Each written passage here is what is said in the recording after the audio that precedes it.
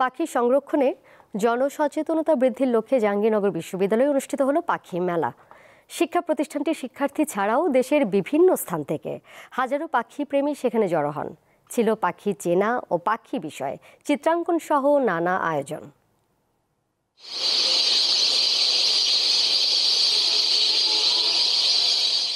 পাখির কলকাকলিতে মুখর জাহাঙ্গীরনগর বিশ্ববিদ্যালয়ের লেক। পাতি, সরালি হুটহাট ঝাঁক বেঁধে আকাশে উড়াল দিচ্ছে।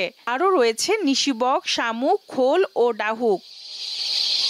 কয়েক বছর আগেও এমন দৃশ্য চোখে পড়তো, এখন তা আর নেই। আগন্তুকদের হইচই আর লেকের পাশে গাড়ির শব্দে কমেছে পাখির আনাগোনা। আসলে নিজের কাছে খারাপ লাগে, নিজের ক্যাম্পাস এসে যখন দেখেছি যে অনেক পাখি ছিল এখন নেই, জিনিসটা আসলে বেদনাদায়ক। গাছ নিধন না করি, কারণ তাদের থাকার যে ব্যবস্থাটা সেটা যেন আমরা এনশিওর করতে পারি যে তারা যেন ঠিকভাবে থাকতে পারে। এমন অবস্থায় পাখি সংরক্ষণে সচেতনতা বাড়াতে প্রতি বছরের মতো এবারও পাখি মেলার আয়োজন করে বিশ্ববিদ্যালয়টির প্রাণীবিদ্যা বিভাগ। শুক্রবার সকালে জহির রায়হান মিলনায়তন চত্বরে মেলার উদ্বোধন করেন বিশ্ববিদ্যালয়ের উপাচার্য।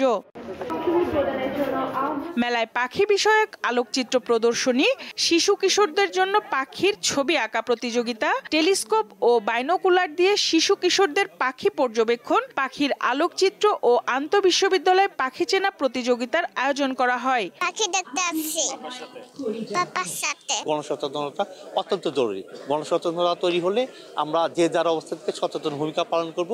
মানুষ হিসেবে আমরা ভালো থাকবো, প্রাণ প্রকৃতিও তার সঠিক অবস্থায় বজায় রাখবে।